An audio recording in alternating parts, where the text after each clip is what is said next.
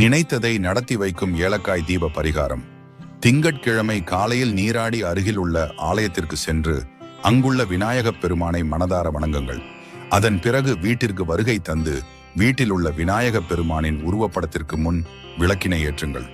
அந்த விளக்கில் ஒரு ஏலக்காயை இட வேண்டும்.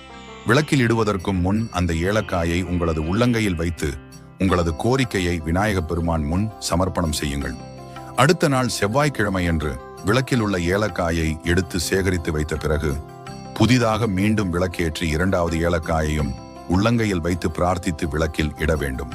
இதேபோல் தொடர்ந்து 7 நாட்களுக்கு 7 ஏலக்காய்களை விளக்கிலிட்டு பிரார்த்தனை செய்து கொள்ள வேண்டும்.